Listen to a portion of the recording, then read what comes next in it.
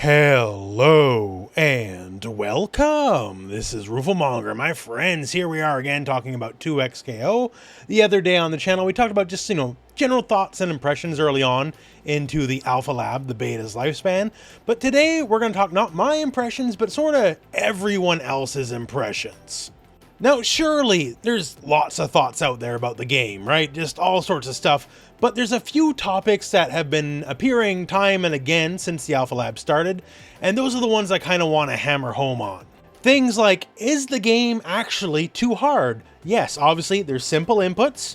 You hit a direction on the button, you get a special move. No motions needed, no geese, raging storm, pretzel motions, or anything like that, right? So it's simple in that way, but is the everything else just a little bit too difficult? It just may be. We're going to talk about that. Touch of death combos, they're raising their ugly head again, right? I had a little part to play on that on Twitter myself. But yeah, so touch of death combos, that's the thing. Is that good? Is that bad? Combo structure itself, are combos too long? One of the worst things about fighting games is when you can't actually do anything, right? You want to hit buttons. That's kind of the nature of the genre, regardless of what game you're playing. And potentially some combos are a little too long for their own good. And there's a bunch of other little quibbles, right? But those topics seem to be the ones that are just like appearing over and over again. To be sure, the overall trend on the thought on the game so far, at least from my viewing of the public perception, is definitely positive overall. But, game's work in progress. This is the time to voice your thoughts if you have them, so things can change. So let's talk about some of these thoughts that are going around. So number one, is the game too hard? I'm gonna say no, but I'm not gonna say it's easy. This game absolutely has a learning curve, and it's more advanced than some other modern entries in the fighting games. Now, some of the issues that I'm going to be bringing up in this video have been addressed by Sean Rivera, who is the game director. Made some good tweets about it. I'll link that in the video description so you can check it out for yourself. Part of the dissertation of Is the Game Too Hard is the tutorial in the Alpha Lab is straight up not very good. However, that's very much work in progress. They are working on it. They will make it better. Work in progress, if you will, right? I have a lot of confidence they will get the tutorialization of the game a lot better than it currently is. Hopefully not too much better, don't put me out of a job. Teaching people how to play is kind of the thing I do. But yeah, that'll get better. I'm fully confident in that. But some of the things I think is actually a little too difficult at times. So it's a very fast-paced game, and it's a versus game by design, right? These style of games, these tag fighters, are usually pretty fast games. But the speed is exacerbated by the fact that you have to move your hands very quick in a lot of situations, because a lot of situations can be pretty jacked up, and there's more buttons than usual. So here's how I've personally customized the game so far. And when it comes to stuff, we have 3 attack buttons, sure. We have 2 special move buttons, and we have the dedicated tag button, right?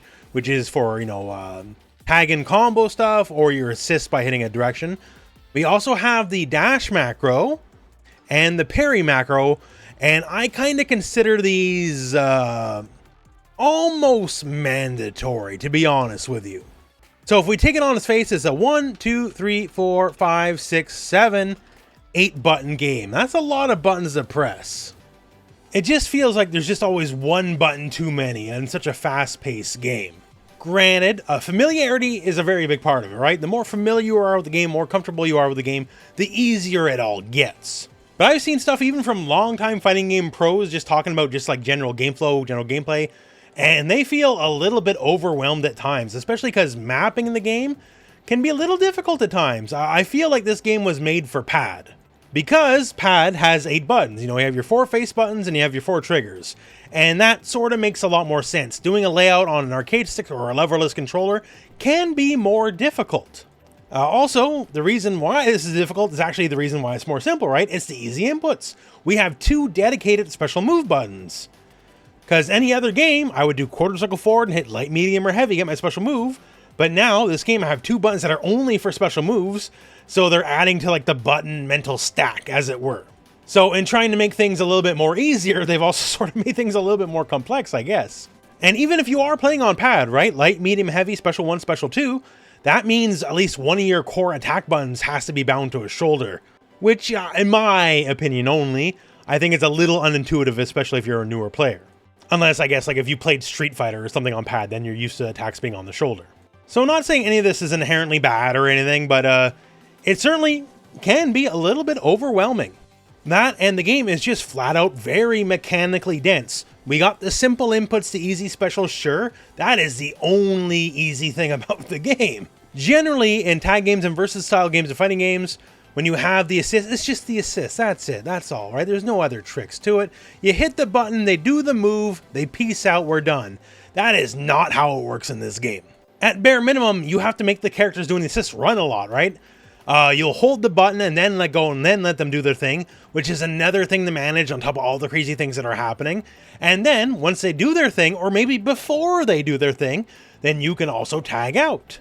Like for Alawi, I could charge my overhead, call my assist, tag out before the assist goes live, then Ari's flying in the air with doing the overhead, but before she hits, I go low with the character that's now tagged in, then the overhead hits. And that's a lot of stuff to do in quick succession. Once again, not a bad thing, but if you're newer, stuff like that can be overwhelming. I've seen a lot of people go for like various setups, and they have the right idea, but they're just too slow to make it work. It's something you get better at with time and practice, to be sure. Now that said as well, Riot's made it very clear this game's here for the long haul. A game that's simpler, generally speaking, wouldn't survive a long haul. It's more complex games that generally have the longer lifespans. You know, there's a reason why people still play Marvel 3. Marvel 3 is not an easy game, but because Marvel 3 is so complex, it sort of built its own legacy. Like, look at Riot's current standing of games, right? League of Legends, Valorant.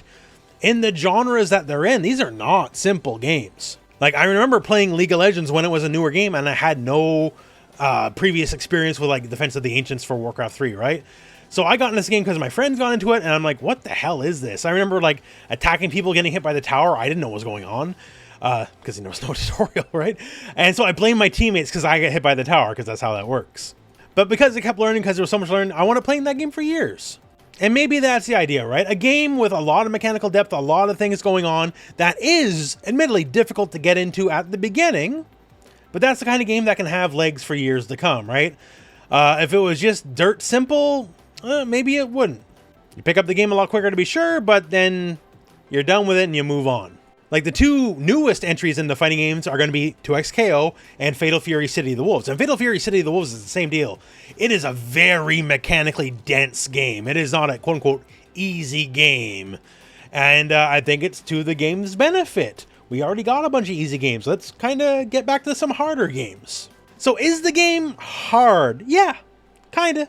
Like, it's certainly not easy. I'll say that. It's certainly not easy. Like, if you're a true beginner, pick the pulse fuse, do the auto combos, get the feel for the game. But once you're comfortable enough to do your own combos and all that kind of stuff, that's when things are going to start getting trickier. I'm sure things will get better in times as far as like tutorialization goes. So the game itself can teach you the game better. That's going to be a very big part of it. And of course, hey, don't worry. When the game comes out, I'll do everything I can to teach you the game too. I got your back. Don't worry on that. But and basically, in the end, is the game too hard? Right now, I think it's just growing pains for a lot of people getting their hands on the game first time. And it is a bit of a shock just because there is so much going on. So it is a little harder, but it's not the end of the world, in my opinion. Now, let's move on to the other topic here. Touch of Death combos. After, like, the game, the beta launched, I made the video right after, you know, the 10 Essential Tips video. Watch, it's a good video. The first thing I did was like, okay, I'm going to do a Touch of Death combo because I know it's going to work. And sure enough, it totally works. Also made some waves, and then a bunch of other people have also figured out a bunch of different Touch of Death combos. Some with certain glitches. Mine didn't use a glitch, by the way. But it's not terribly difficult to do so. In fact, let me give you the most workmanlike Touch of Death combo you're ever going to see. So welcome to the world's easiest Touch of Death combo. All I'm going to do here, I got Braum, I have Ari, I'm not going to use any bugged assist damage or anything like that. I'm going to give you the most basic, like, mid-screen starter ever, right? I'm using the double down fuse, so I can do tag supers. There's a little bit of super synergy here. Ari and Braum actually play very well together in that front, as you'll see. But yeah, so this is absolutely nothing special or even difficult once you understand how to do it. And I'm going to rip Echo in half.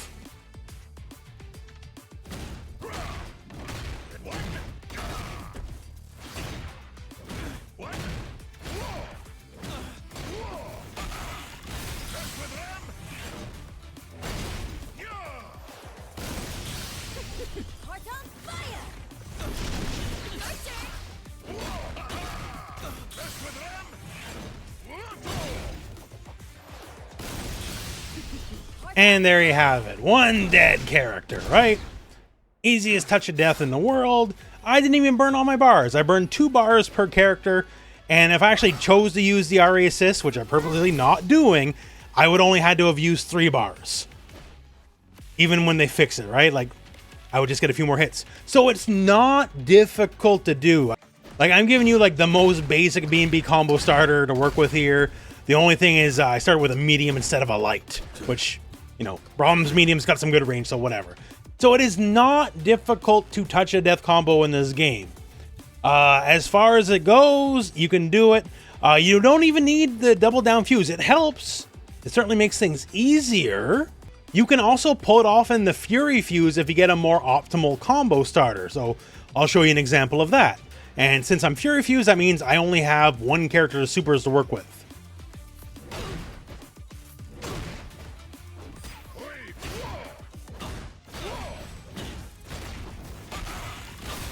Boom, easy peasy, dead character, right? I didn't even bother to optimize this. I can just do it. I knew it was going to work. If I optimize this just a bit more, I'm sure I could kill him with just 1 bar. I wouldn't even need my level 2. So yeah, there's going to be ways to do touch of death combos in this game. Like, let's call it for what it is. Now, is a touch of death combo an inherently bad thing? I don't really think it is. You know, say like Dragon Ball FighterZ infamously had like 10 billion different touch of death combos. And for the most part, they didn't actually like matter that much, like depending on the patch you were in anyways. You know, they happened every now and then, but it's because you had a lot of resources to burn. Now, some of what you saw, like, use some resources, yes, maybe could have used a little bit more, but we do have this from the game's director. Right now, the damage is pretty high in general, as we want matches to be fast and explosive. The game used to have a lot of timeouts, so high damage fixes timeouts. When it comes to touch of death combos, we have mostly been seeing clips of folks using RE back assist, unstale damage bug. That's a glitch. It'll be fixed eventually.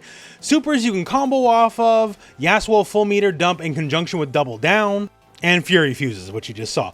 The combinations above are expected, but listening to your sentiment and feedback and reviewing the data to get a better understanding of what is happening in the match versus training mode has been extremely valuable. I want to be clear. We don't want 2xKO to be about touch of death combos, and if they do exist, then they should be rare and require a ton of resources.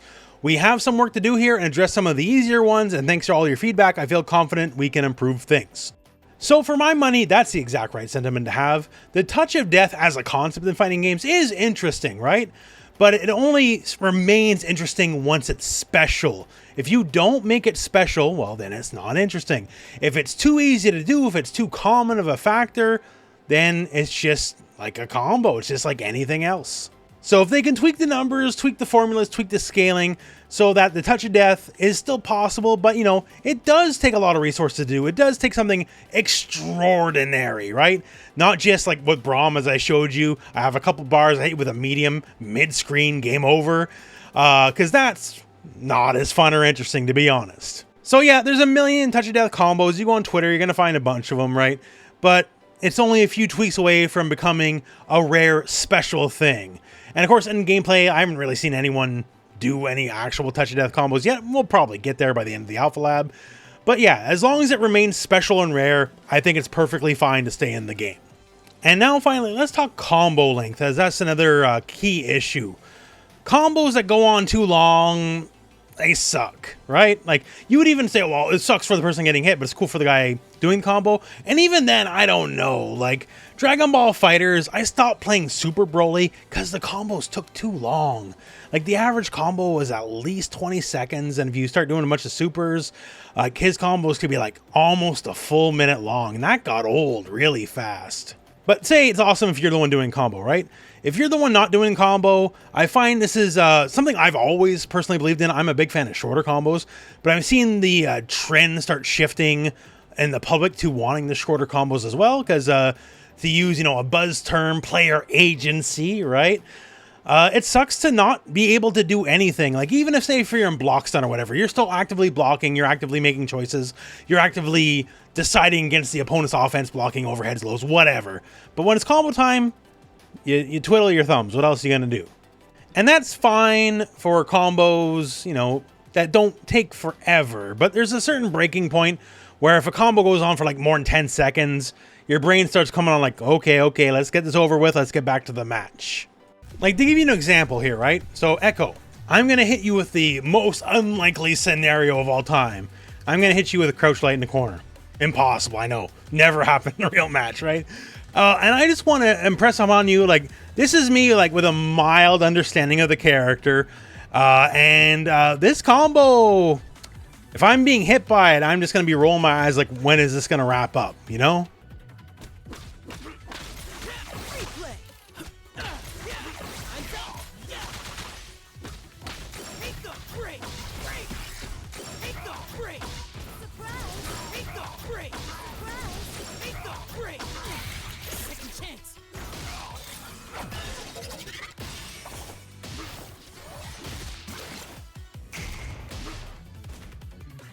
So this combo is just shy of 30 seconds long, and even if you took out the cinematic level 2, it would be almost 20 seconds long. And that's, I think, a little too long. And this isn't even necessarily optimal, it's just what I can scramble together with like Ari double down assist, which is a very common way to play Ari. Now, if you're looking to shorter combos with this as an example, there's quite a few things you can do, right? Like say, pick up after a hard knockdown. In this combo, I keep comboing after the hard knockdown with an OTG no less than 3 times. That's a lot. If you make the limit say 1, well then you start shortening your combos. And things where Echo's turning green, that's his forward special 1 move, right? This has like, it doesn't matter how big the hit stun decay is, how long the combo is, the whole move will always complete and it's very long, so it gives you time to call an assist, then do it again, then call another assist, and do it again, and like, just keep the move looping together. Maybe if moves can not bypass hit stun decay regardless of how long the combo is, then maybe you would have shorter combos. Now, this is something that Sean Rivera, the game director, also spoke on. One of the reasons we were excited for a ton of folks to get early hands on the Alpha Lab, along with ensuring a training mode that was available to see what ways players crack things wide open, we are seeing a ton of really creative things, but I want to underscore that super long periods of low to zero agency are undesirable. Thanks to all you extremely talented lab monsters out there for giving us a lot to look at. We have work to do here, so you can expect the game to improve in this area in the future. And that's another thing that gives me good hopes for the games. I'm speaking from my personal viewpoint only, I'm not speaking for anyone else, but I don't love particularly long combos. Long combos are alright, just like Touch of Death. If you're burning a lot of resources, then sure, okay, you're quote-unquote earning it, if you will, right? But if the combo is just naturally very long, I think that just gets dull, that gets boring. I've put so many years of my life into Dragon Ball FighterZ, and so many characters have combos that are easily 30 plus seconds long all the time, and it just puts me to sleep, to be honest with you. To me, good combo length is like 5 to 9 seconds. Anything past that, I start getting a little bored. My fingers are fidgeting, okay, let's get back to the game. Because to me, the most fun part of any fighting game is like the back and forth, the neutral. We're both vying for control of the screen, we're both sending out attacks, we're both actively doing something, both hoping for that big hit. And then say we do get the big hit, okay, combo time, you get your combo, hopefully it's not too long, then we get back to doing the fun part. That's my personal thought on the matter. I'm not opposed to the long combo, but if there is a long combo, I want to just see some resources burn. I just don't want to see, you know, me being looped in combo hell for like 18 seconds every time off every crouch light kick. After a while, that just plain gets old, at least to me. Your mileage may vary, but at least as far as the 2XKO team is looking at it, shorter combos is something they want. Higher damage, shorter combos seems to be the goal. And higher damage is something I've seen complaints about as well, but due to the nature of how the game is structured, timeouts used to be the single biggest issue in the game, in that a lot of matches would end in timeout, and that also wasn't good. So upping the damage kind of helps alleviate that a bit. So in the end, once again, 2XKO is very much a work in progress. The game is not coming out next month or anything like that. It's out next year as it currently stands, and it's probably going to be later on next year. Early next year, Fatal Fury, City of the Wolves, look forward to it. But for 2XKO, we're probably going to be waiting a hot minute just yet. It'd be nice if the game was, like, say, ready for EVO this time next year, but I wouldn't even necessarily bet on that. We'll see, we'll see. But that's perfectly fine, because the game is still in the oven. They're not doing some half-baked product. They want the game to work well. They're looking forward to the game being a strong product, and they're willing to put in the time, money, and effort to make it that.